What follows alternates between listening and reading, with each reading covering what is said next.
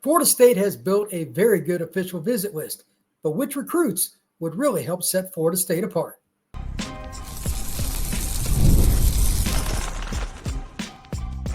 You are Locked On Seminoles, your daily podcast on the Florida State Seminoles.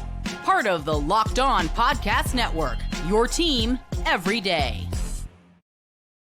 Welcome back into Locked On Seminoles. I am your host, Brian Smith, longtime college football writer and recruiting analyst. Thank you for making Locked On Seminoles your first listen each and every day. Today's show is brought to you by our friends over at FanDuel. Right now, new customers can get $200 in bonus bets when you win your first $5 bet. Today's show is going to be all about recruiting. I started to go over some of the list here recently, and I want to continue on with it. And I also want to talk about the most important thing overall throughout this. This will be an ongoing theme throughout the pod. Who are the guys that they've got to get? The list is really good from start to finish. They've done a great job of accumulating recruits from across the country, even California, to come take an official visit to Florida State.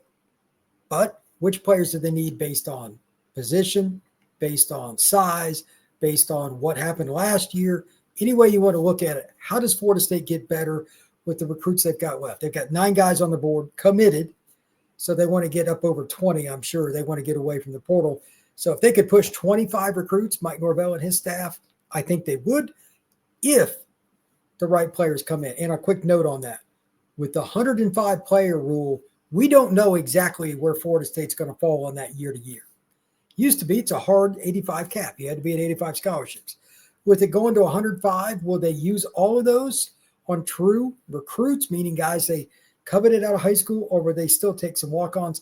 I don't know the answer to that. And Florida State might play with that from year to year as well. So that's something to think about. But again, at the end of the day, I think Florida State will get close to 25, and they've got the list to do it. So let's break in with a little bit of news. They just offered Jacoby Green. I was surprised they hadn't offered him earlier. Offensive lineman out of Niceville, Florida, in the Panhandle, one of the better programs in the Sunshine State. I saw him at Under Armour Orlando, and he was really good. And I was surprised then, like he was committed to Mississippi State. I'm like, why hasn't more programs made that concerted effort? What's the deal? But anyway, Florida State has gotten around to offering him 6'3", 300 plus pounds. He's an interior offensive lineman. He would be a very good addition to the Noles. Just the beginning stages. We will see if he comes in for an official visit, but that's something I talked about recently. Florida State's offensive line list, and I'm going to do a podcast here soon that's just nothing but O-line, probably about middle of next week is my guess as I get more and more details for the first big weekend. I think that Florida State's finally going to get over the hump, and I do mean finally, with O-line recruiting, and Green could be one of those guys. While they need tackles more than anything, adding guys, especially local, because Niceville is just an hour and a half or so away from Tallahassee, then you really hit the home run. You don't want to lose the guys close to you, especially to Mississippi State. No offense to them, but it's Mississippi State. You should win that recruiting battle. So we'll see if the Noles can do it. Also, there was a really good article on the 24/7 Noles site about Jaden O'Neal, the quarterback out of California who moved to Oklahoma, who's technically committed to the Sooners, but he broke down, hey, I had an in-home visit with the Oklahoma staff. They're going all in on Bo Bentley, a kid that Florida State recruited. That is an interesting deal because they're telling him they'll take 2 quarterbacks. I don't think they really mind him sticking in the class, but they want Bo Bentley. And I think their way of doing this is if we don't get Bo Bentley and his other choices, LSU, for the record, we still want to at least have a quarterback in this class, and they'll take O'Neal. That's my take on it. I certainly wasn't in the living room, but I know that Bo Bentley is their guy. So they changed coordinators. The guy that came from Washington State came down to OU. So Florida State's all in on O'Neal, and he took an unofficial visit not all that long ago, and he had a good trip. Again, you can read all the details of 24/7 Noles, but I think that's a young man that could fit in about anywhere. I've had the chance to be around him a few times. Really nice guy. But Florida State is a unique choice. I don't think he's the greatest fit, but he thinks that they likes to throw the ball down the field, play action, which is true under Malzahn. I just don't know if he fits in terms of running the ball. Like he's mobile, but not like some of the guys, definitely not like Castellanos. So I'm curious on the choice there. And if they don't get him, could they still swing it? and possibly get somebody else. I mean, Bo Bentley's off the board. They're not going to get Jared Curtis. He's going to Georgia. There's a lot of guys they went after. So if it's not Landon Duckworth from Jackson, Alabama, that's another possibility, but they're trailing for him. They may not get a quarterback. So Jaden O'Neal might be their best option. You never really want to go a class without a QB, especially one that has a high ceiling, at least somebody that's got the raw material. But O'Neal's got that talent. We'll see if Florida State makes a move with him or somebody else. But right now, quarterback recruiting is pretty hard to decipher. Now let's just break down the official visits themselves. And I'm just going to start off with a few notes for the first weekend that's coming up. This one coming up this Friday is a dead weekend. Nobody's got visits. The one after on May 30th, it is a weekend where Florida State's got several guys coming in, and it's important. Like we talked about Samuel Roseboro, Johnny Jones, Kendall Gravel, Camden Capehart coming up. Those guys already broke down, but now I also want to add on to the weekend after, and just it's a longer list in early June. I mean, it's a really long list of official visitors for June 6th, and this is in no order. But take it for what it's worth. There are a lot of good players they're bringing in. So just going to kind of go down the list. Michael Ionata from Calvary Christian committed to Florida State. I think he's one of the more underrated players in Florida. Offensive lineman, 6'4 and a half, 6'5". He's probably right around 300 pounds, give or take. And that's a kid that I think could play center or guard for the Noles.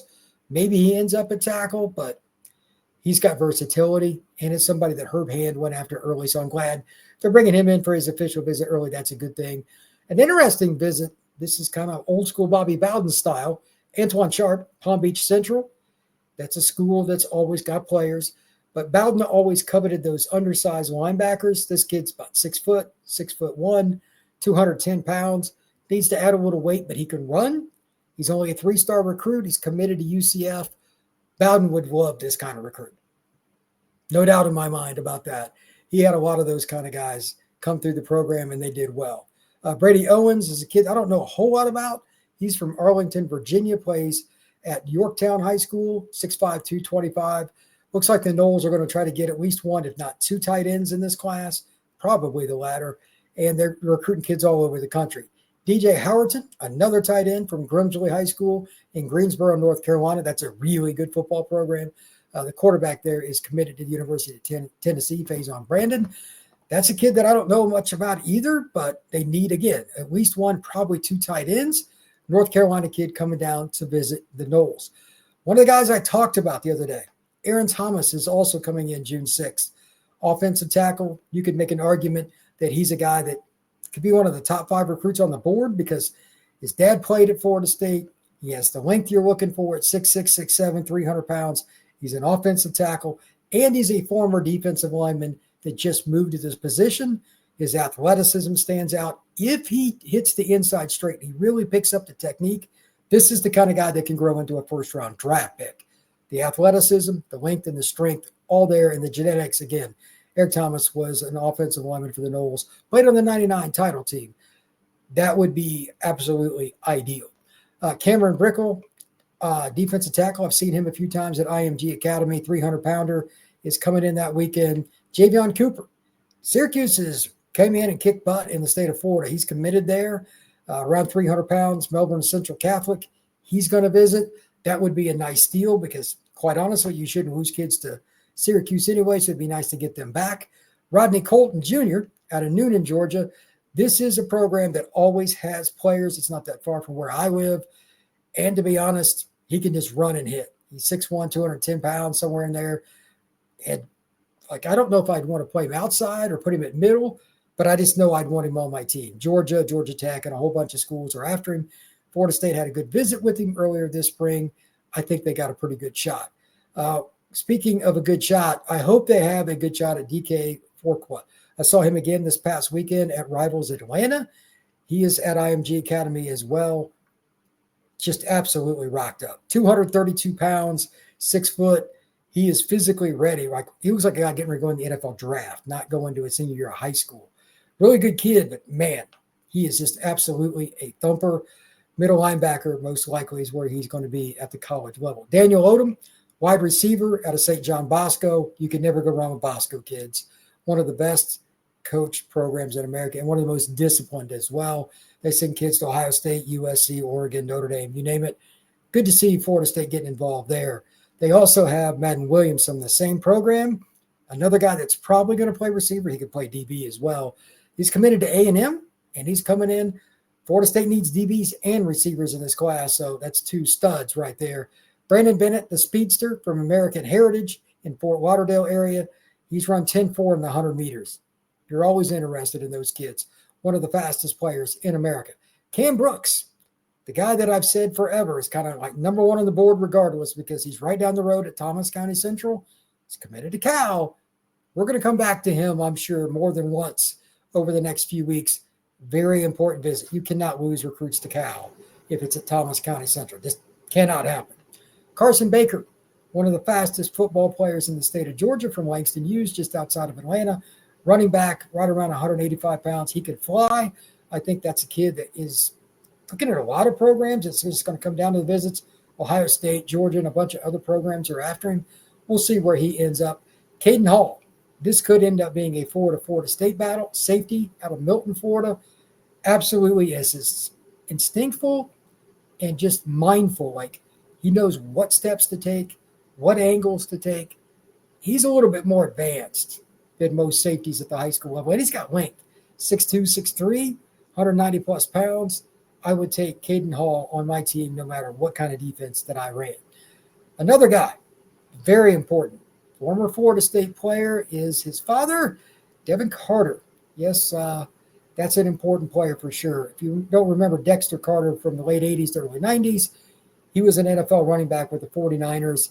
He could fly. He was one of Bowden's best recruits from the 80s because he just hit a home run with that kid. He was so versatile, catching the football out of the backfield and being dynamic. His son is very much the same. He plays at Douglas County, just west of Atlanta.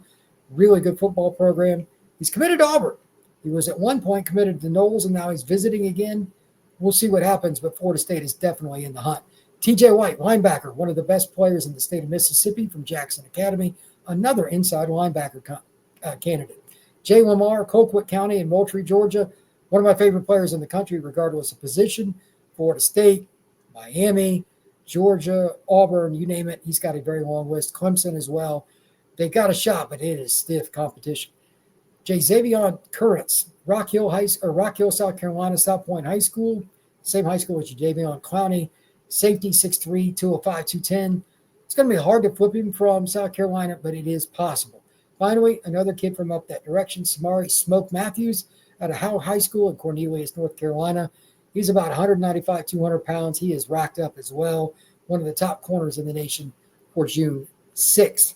Now, when we come back, I'm going to talk a little bit about the list that I have for some of the most important guys, regardless of the weekend. That is next here on Locked on Seminoles. The NBA playoffs are in full swing, and every night delivers highlight-worthy performances, major momentum shifts, and can't-miss moments. Whether it's a game-winning shot or a breakout player, there's never been a better time to get in on the action. FanDuel makes it easy to stay in the game before tip-off and live. With player props, performance trends, and same-game parlays, fans have more ways than ever to play smart and to win big. Take this as an example. The NBA playoffs, they have been pretty wild. Despite what you might think about everything just being pretty easy going with pro sports, like the playoffs are just so wild. It's hard to predict things, but if you can get just one trend, like a player prop, you can combine it and do a same game parlay, maybe even a live bet on a parlay based on how the game is going if you think you've got the inside track on one of the trends. And there's also other things you could be doing. You still got hockey, you got baseball, and a whole lot of other opportunities to do the same thing. New to FanDuel, it's the perfect time to sign up. Head over to FanDuel.com and place your first $5 bet. If it wins, you'll get $200 in bonus bets. Make every moment more with FanDuel, official sports betting partner of the NBA. Florida State has quite a list of official visitors. I just went over the list for the first weekend in June. But now I want to go over some of the top guys, just regardless of which weekend, regardless of position. And this isn't necessarily in any order, but this is just my thoughts on it and why it's important for each player. Florida State has trended in the right direction with recruiting, no doubt about it. I'm happy to say that because, believe me, it's a lot more fun to cover success than it's not. But these players right here, if they don't get some of them, it will not be a successful recruiting class. So listen up. If I had to pick one guy above Cam Brooks, and I still put Cam Brooks top of the board because I've talked about him since like January, it would still be Chauncey Kennan, the cornerback out of Booker High School in Sarasota, elite athlete, grew up rooting for the Noles, and he's somebody that has been to campus multiple times. He understands what it's like. Norvell and everybody on the staff has a good relationship with him. The DB coaches, both of them have gotten along with it. Everything seems to be going in the right direction. However, it's not like Florida State doesn't have a ton of competition. Depending on the recruiting service, this is a 4 or 5-star recruit. Chauncey Kennan is a big-time player for all the reasons that you need to be as a corner. Length, height, change of direction, speed, and just the ability to read the football in the air and make a play on it. He's got the ability to be an NFL player one day from a physical standpoint. Now, how that materializes, we'll see. But there's a reason that the Georgias of the world and the Floridas of the world and pretty much the entire SEC, among others, are after him. Miami wants him, etc. This is a big-time player. But again, he has an inside track for the Noles here because he grew up rooting for him. If you lose this kind of recruit, it's just not a good sign. Finally, with him, they've got a chance to kind of impress him based on not one, but 2 DB coaches that are very well respected in the state of Florida. They're from South Florida. This shouldn't be as hard as you might think. And Florida State just had a second-round draft pick at corner, too. That doesn't hurt at all. So we'll see what happens with him. But Chauncey Kennan is a very, very important player. Now, I'm just going to mention it in general. Cam Brooks, they cannot miss on him. I know he's committed to Cal, but I just wanted to bring him up again. They have to sign him. Florida State cannot lose recruits to the Cal Bears. Period. With that being stated, it's going to be a little bit before we really know what happens with that. He's going to take that visit on June 6th. He might take a visit or two after that. We'll see. But if Florida State doesn't get him, that's going to be another rant from yours truly. Now, again, this is no particular order, but Devin Carter, just talked about him on the visit list.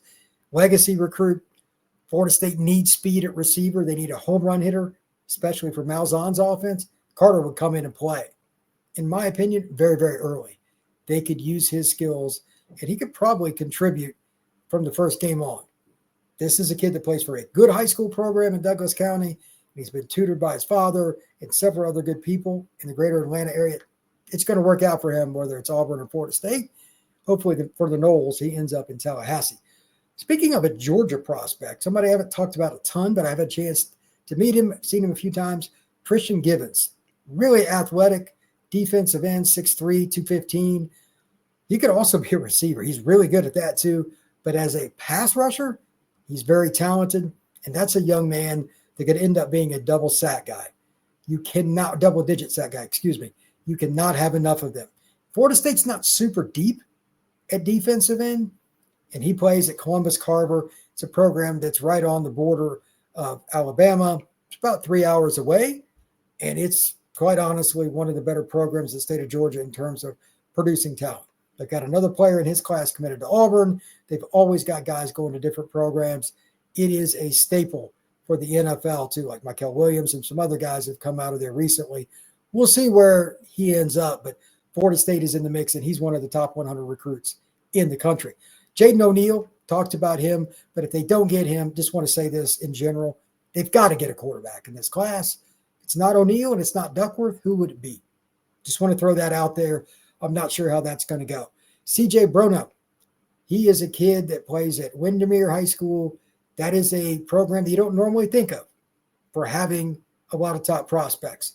But he's getting it done, and he's one of the fastest players in the country, just over 10.3 in the 100 meters multiple times. I mean, he is an elite track kid, very long, very athletic, and extremely coachable. He took all the coaching at the Under Armour camp that I was at very, very well in Orlando, and he's also a kid that's looking at a lot of schools, including Florida State, despite being an early commitment to the Nebraska Cornhuskers. Shout out to them for getting in on CJ early, but CJ Bruno is one of those guys that's blown up, like Penn State, Florida, and numerous other programs have come in and just gone all in on LSU, etc. I'd imagine Florida State's got a pretty good shot here. He's had a good visit, but now he got the OB coming up pretty soon. If they could get him, especially if they paired him with Chauncey Kennan, that would be as good a corner combination as there is in the country. Florida State's got a shot there. It would be very, very advantageous if they could do it. When we come back, I'm going to talk a little bit more about my list and wrap up my thoughts on this year's recruiting class.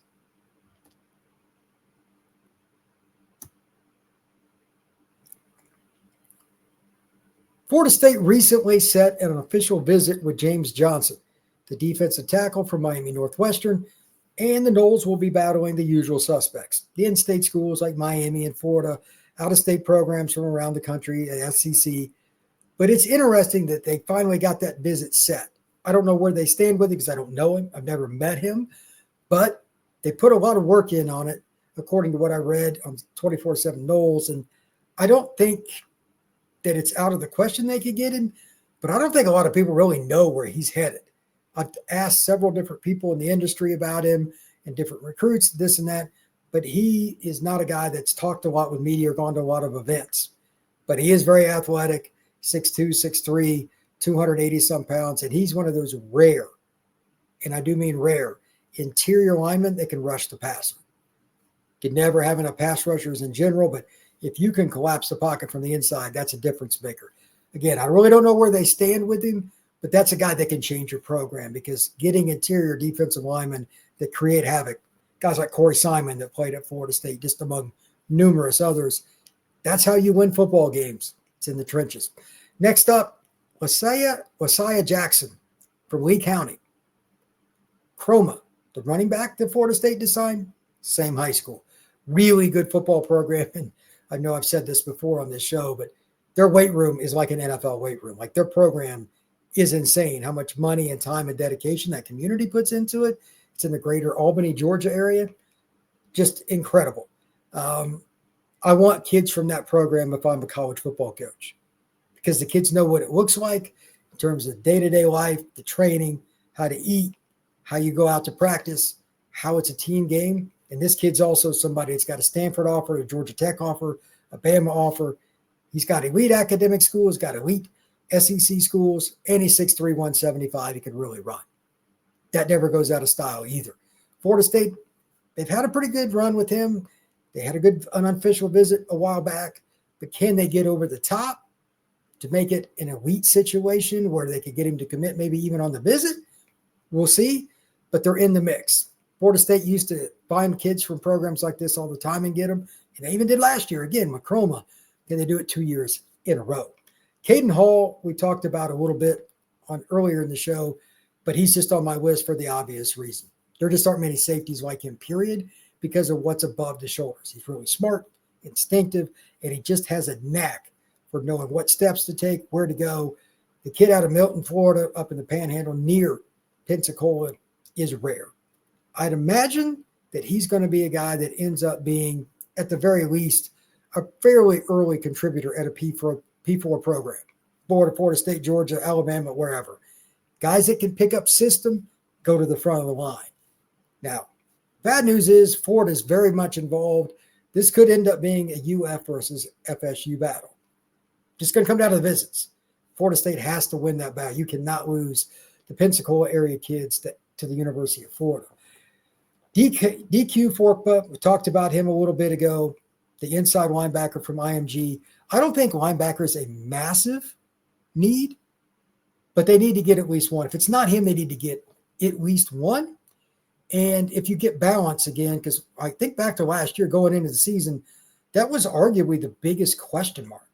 Can you get enough of those kinds of players to get over the top in the next year or so? Those elite guys, because linebacker is pretty hard to learn. I don't know for sure. They still may have to hit the portal a little bit more to get experienced linebackers, but getting Forkba would help because he's playing at IMG. He understands what it looks like, and he's physically ready to go. I think that would be really good. And as a linebacker note, Noah Lavouille, his brother obviously, is at Florida State. He's going to be taking an official visit coming up pretty soon. That's a pretty important visit as well. Last point here, I talked about him the other day, but Roseboro, the offensive tackle out of Clearwater, he's going to be visiting May 30th. They've got to get one of these elite tackles. If it's not him, maybe Deron Parks out of Cardinal Mooney.